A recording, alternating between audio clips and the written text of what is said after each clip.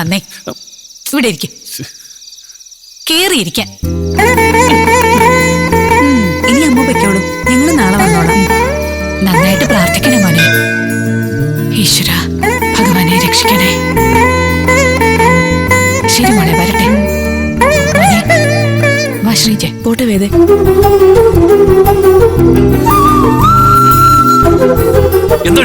അതെ, control control. അമ്പലമാണ്, അത് ഓർമ്മ വേണം. പഠിക്കണ്ട, ഭജന തുടങ്ങിക്കോ. ഞാൻ മനസ്സിൽ ചൊല്ലുന്നുണ്ട്. അയ്യോ അതുപോരാ, ഉറക്ക ചൊല്ലണം, എന്നാലേ ഫലം കിട്ടൂ. അതേ മോനെ, ഭജന ഇരിക്കുമ്പോഴേ ഉറക്ക തന്നെ ചൊല്ലണം, എന്നാലേ ഫലം കിട്ടും. കണ്ടോ, എനിക്ക് മോളെ നല്ല പരിചയമുണ്ടല്ലോ. എവിടെയാണെന്ന് ആലോചിക്കുന്നേ, അങ്ങോട്ട് തെളിഞ്ഞു കിട്ടുന്നില്ലല്ലോ. അത് തന്നെ, മോടെ കഴുത്തിലല്ലേ ഏതോ ഒരു തെമ്മാടി ബലമായിട്ട് താലി കെട്ടിയത്. എന്നിട്ട് വിധവാവേഷത്തി താലിയെറുക്കൽ ചടങ്ങിന് വന്നില്ലേ? അന്ന് ചടങ്ങിന്റെ കാര്യങ്ങളൊക്കെ ചെയ്തു തന്നത് ഞാനായിരുന്നു. ഞാൻ ഉമാമഹേശ്വരി ക്ഷേത്രത്തിലെ പ്രധാന കഴകക്കാരിയാ. ഇനി സിന്ദൂരം മായ്ക്കാം.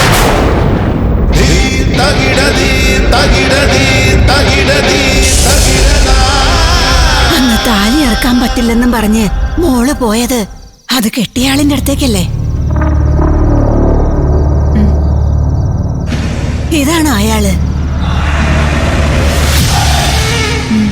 എന്റെ പൊന്നു മോനെ, ഇങ്ങനെയുള്ളവരെ കിട്ടാൻ പുണ്യം ചെയ്യണം.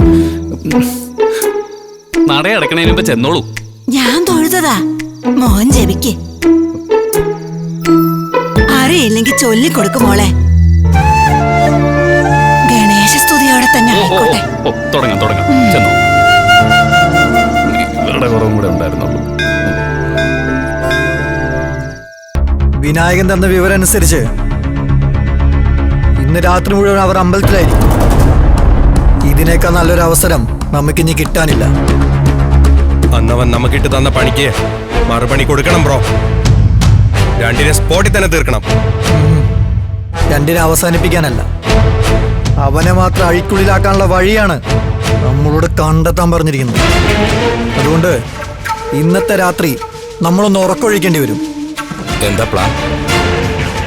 പ്ലാൻ പറയാനുള്ളതല്ലോ, ചെയ്യാനുള്ളതല്ലേ. സെക്കൻഡ് ഷോ കഴിയുന്നതുവരെ റോഡിൽ ആളുകളുണ്ടാവും.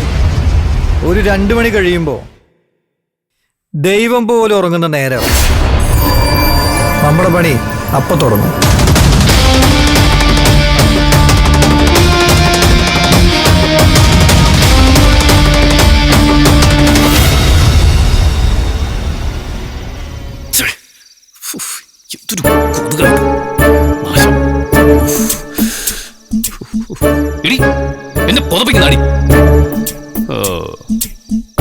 ജില്ലാ ജഡ്ജിയുടെ മകളാണ്, വലിയ വീട്ടിൽ ജനിച്ചവളാണെന്ന് പറഞ്ഞിട്ട് എന്താ കാര്യം? പൂരപ്പറമ്പിൽ കൊണ്ടിട്ടാലും അന്തം വിട്ട് ഉറങ്ങിക്കോളും. ഒറ്റ ചവിട്ടോ ചെന്നനുണ്ടല്ലോ അവളുടെ ഒരു ഉറക്കം. എന്റെ പൊന്നു ഭഗവാനെ, ഈ വേതാളം പറയുന്നത് പോലെ ഭക്തി ഇല്ലാഞ്ഞിട്ടൊന്നും അല്ല. തിരക്കിനിടയിൽ പലപ്പോഴും നിന്നെ ഇങ്ങോട്ട് വന്ന് കാണാൻ പറ്റാത്തതുകൊണ്ടാ. പിന്നെ സ്ഥിരമായിട്ട് ഇവിടെ വന്ന് നിന്നെ കണ്ട് കാണിക്കയിടുന്ന ചില കാട്ടുകള്ളന്മാരെക്കാളും എന്നെ വിശ്വസിക്കാം. പറഞ്ഞ വാക്കിന് വിക്രം വില കൽപ്പിക്കാറുണ്ട്. എന്നെ സംബന്ധിച്ചിടത്തോളം വാക്കാണ് ദൈവം. അത് നിനക്കല്ലാതെ വേറെ ആർക്കും മനസ്സിലാവാനും പോകുന്നില്ല. ആളുകളെ കാണിച്ച് പ്രദക്ഷിണം വെക്കുന്നതിലോ തൊണ്ട പൊട്ടുമാറി നാമം ജപിക്കുന്നതിലോ ഒരു കാര്യമില്ലെന്ന് എനിക്കറിയാം. പക്ഷേ അമ്മ പറഞ്ഞപ്പോ ചെയ്തതാ. കാണപ്പെട്ട ദൈവം അതാണല്ലോ. അതുകൊണ്ട് ഞാൻ തിരിച്ചു പോവാ.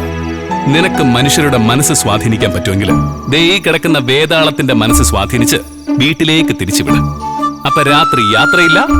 ബൈ. ശംഭോ മഹാദേവ. അയ്യോ,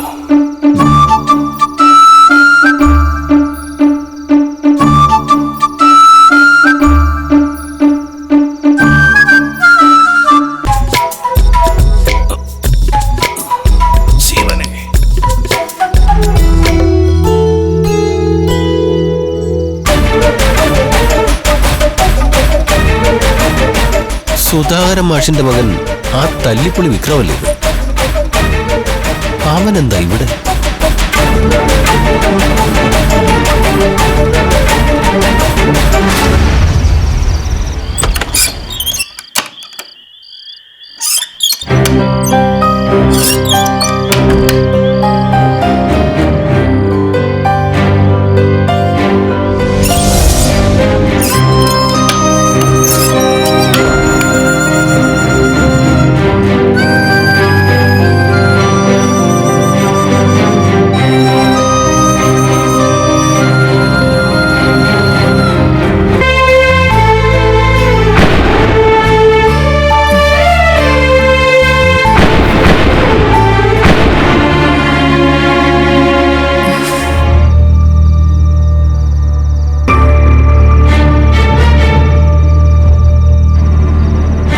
രാത്രി ഇരുന്ന് ഭജിച്ചുവോ അതോ ഉറങ്ങിയോ?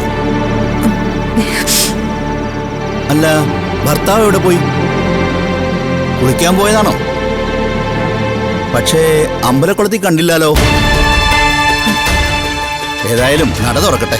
രണ്ടുപേരും ഒന്ന് മുങ്ങി ഈറനായി വന്നോളൂ. നിർമ്മാല്യം തൊഴുത് പ്രസാദം വാങ്ങി മടങ്ങാം.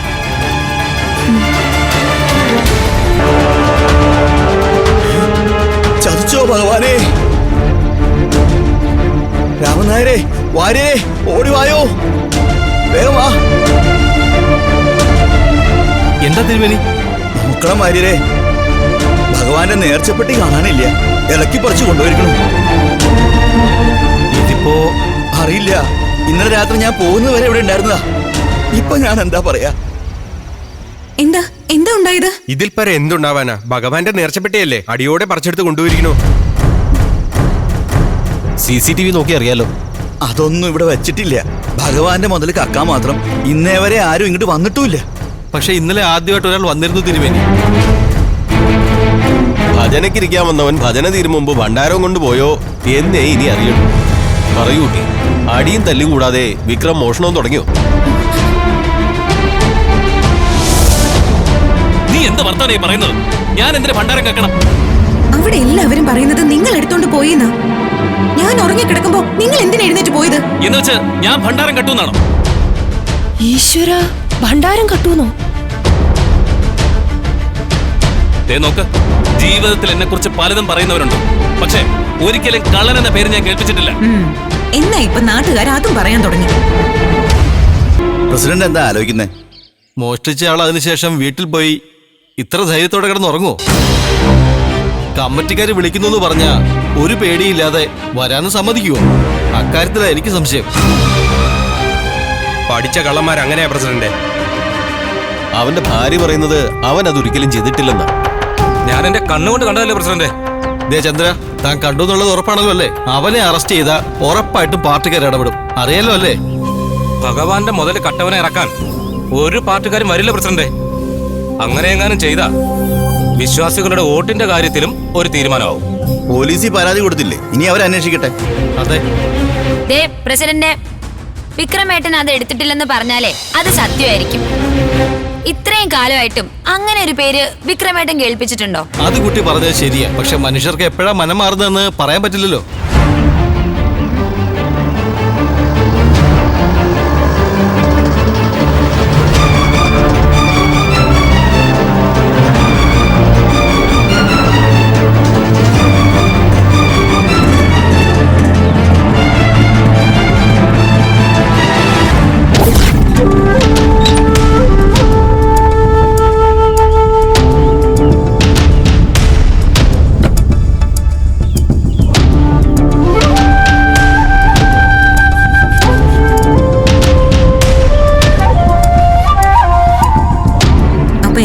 കാത്തു നിൽക്കുകയായിരുന്നല്ലേ?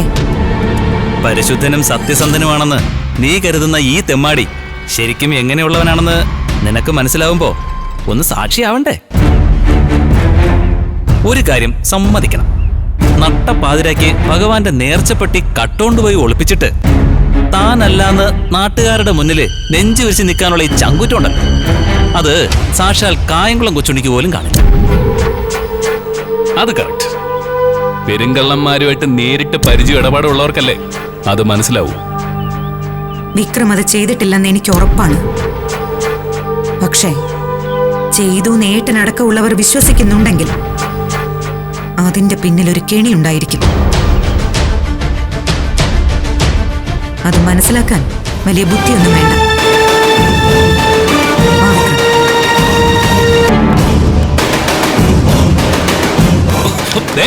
തൊട്ടുപോരുത്.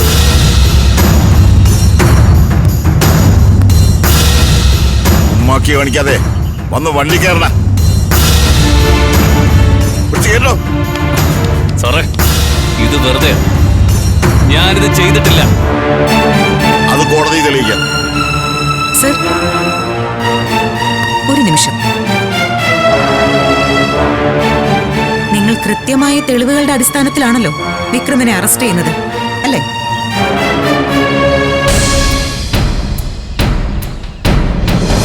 ആദ്യം അറസ്റ്റ്, പിന്നെ തെളിവ് ശേഖരിക്കാം, അതിനുശേഷം കോടതി. അതാ അതിന്റെ രീതി. മോള് മാറിയിക്ക്. ശരി, കൊണ്ടുപോകുന്നതിന് മുൻപ് എനിക്ക് വിക്രമിനോടൊന്ന് സംസാരിക്കണം.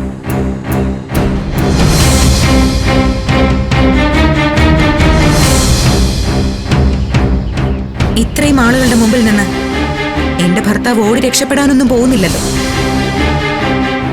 അതുകൊണ്ട് പ്ലീസ്, നിയമപരമായി മുന്നോട്ട് പോവാൻ എനിക്ക് ആളുമായി ഒന്ന് സംസാരിച്ചേ പറ്റൂ. വേഗം വേണം. വിക്രം ഇപ്പൊ വിളിക്കുന്നത് നിയമം പഠിച്ച ഒരാളായിട്ടാണ്. ഈ തെറ്റ് നിങ്ങൾ ചെയ്തിട്ടില്ലെന്ന് വിശ്വാസമുള്ള നിയമം പഠിച്ച ഒരാളായിട്ട്. വരൂ.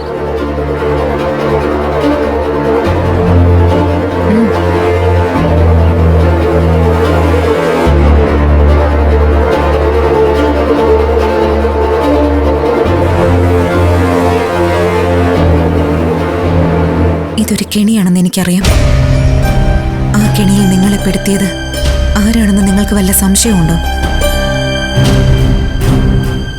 നിങ്ങൾ താലി കെട്ടിയ അധികാരത്തിലല്ല ഞാൻ ഈ ചോദിക്കുന്നത്.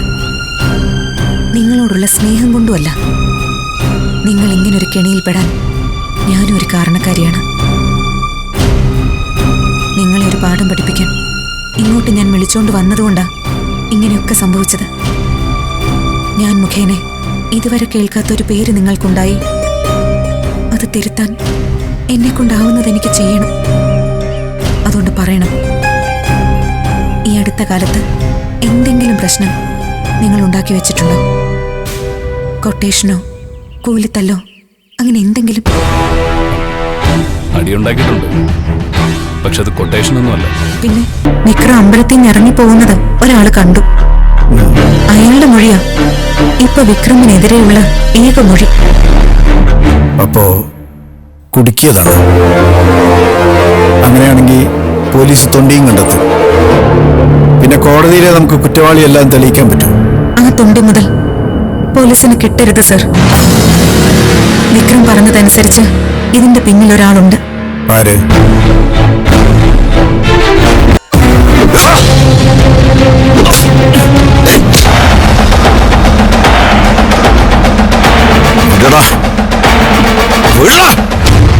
സാറേ, മുമ്പ് ഞാൻ കുറെ അടി കൊണ്ടിട്ടുണ്ട്.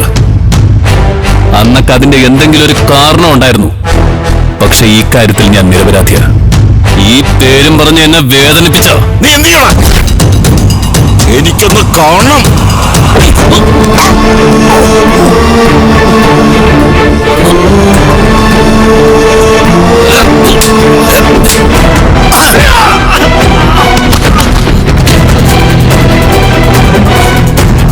അടിച്ചു കൊല്ലമായി തമ്പാടിയെ. നമ്മുടെ ചെറുക്കൾക്ക് പണി വെച്ചിട്ട് ഇനി അവൻ ഭൂമിക്ക് മേലെ ജീവിച്ചിരിക്കണ്ട. അടിക്കണം.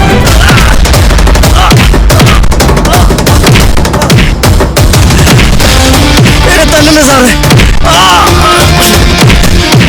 ഞാൻ പറയാം. മതി, നിർത്ത്. ഞാൻ പറയാം.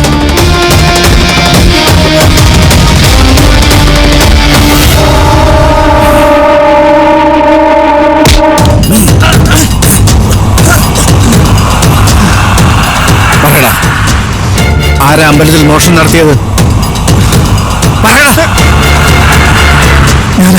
എങ്ങനെ?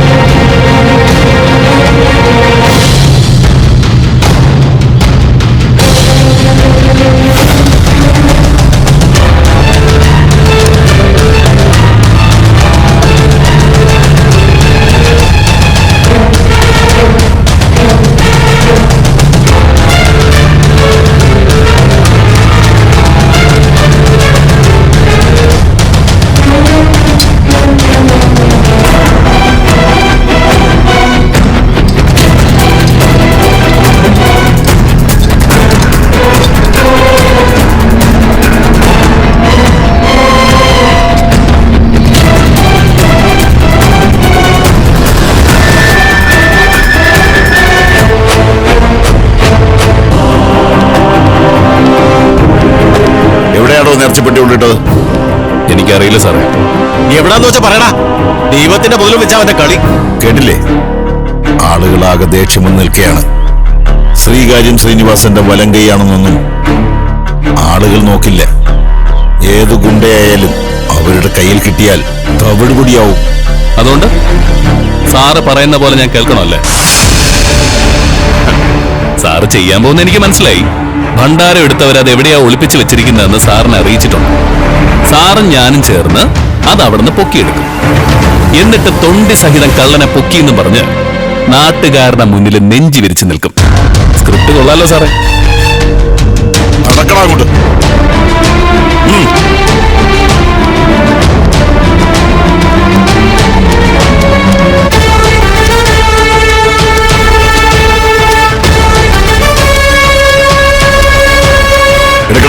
ഞാൻ എവിടെ നിന്ന് എടുക്കാനാ സാറേ? വേഷം കെട്ടൽ എന്റെ അടുക്കൽ എടുക്കരുത്. നീ പൊന്തയിൽ ഒളിപ്പിച്ചു വെച്ച നേർച്ചപ്പെട്ടി മര്യാദയ്ക്ക് എടുത്തോ. പൊന്തയിലോ? ഓ അങ്ങനെ.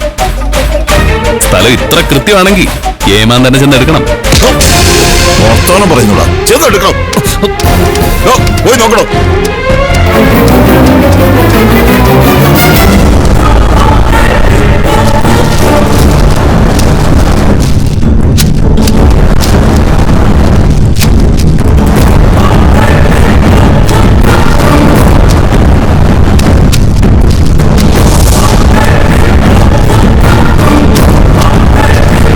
തള്ളി കേറാതോ സാറേ, ഇവിടെ ഒന്നുമില്ല സാറേ.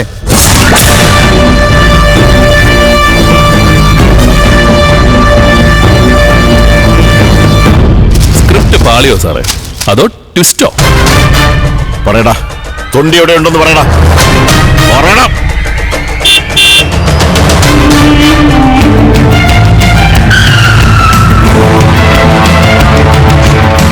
വഴിമുടക്കിയാണോ പോലീസുകാരാ തൊണ്ടി പിടുത്തം? തനിക്ക് തൊണ്ടിയല്ലേ വേണ്ടത്? വാ. താൻ എന്താ കണ്ടത്? വിക്രം മതില് ചാടി പോകുന്നത് കണ്ടതാ സാറേ. അത് ശരിയാണ്. പക്ഷെ ആ സമയത്ത് വിക്രത്തിന്റെ കയ്യിൽ നേർച്ചപ്പെട്ടി കണ്ടിരുന്നോ? അത് കണ്ടോ ഇല്ലയോ? ഓർമ്മയില്ല സാറേ. പ്രധാന സാക്ഷിയുടെ നില കണ്ടല്ലോ. രാത്രി ജപമണ്ഡപത്തിൽ നിന്ന് വീട്ടിലേക്ക് പോയപ്പോ വിക്രമിനെ അയാൾ കണ്ടു. അത്രയും നടന്നിട്ടുള്ളൂ. അതിനെയാണ് നിങ്ങളെ കൂടി വളച്ചൊടിച്ചത്. വല്ലവരും നീട്ടിവെച്ച് തരുന്ന നക്കാഭിഷയം വാങ്ങി താനിപ്പോ ചെയ്ത തോന്നിയാസത്തിന് തനിക്കുള്ള മറുപണി ഞാൻ തരുന്നുണ്ട്. സ്ഥലം മാറ്റിക്കളയുമെന്ന ഭീഷണിയാണോ? അങ്ങനെയാണെങ്കിൽ നീ എളുപ്പത്തിൽ രക്ഷപ്പെടുമല്ലോ SI സാബു മോനെ. എന്റെ പയ്യൻ രണ്ടാം പകുതിക്ക് കളിക്കാൻ ഇറങ്ങുമ്പോ നീ ഓപ്പോസിറ്റ് പോസ്റ്റിൽ തന്നെ വേണ്ടേ? എന്നാലല്ലേ ഗോൾ വീഴുമ്പോൾ ഒരു ത്രില്ലുണ്ടാവൂ. ആദ്യം നമുക്ക് ഈ കളിയങ്ങ് തീർക്കാം. ഇറക്കണവനെ.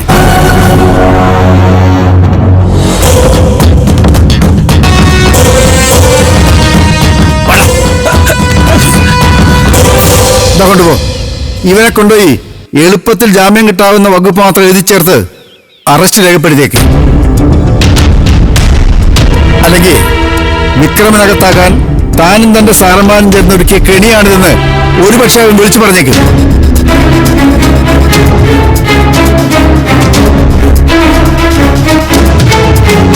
എന്റെ പയ്യനെ ഞാൻ കൊണ്ടുപോവാ. വിക്രം, നീ വേദയും കൂട്ടി വീട്ടിൽ പോകാൻ നോക്കും.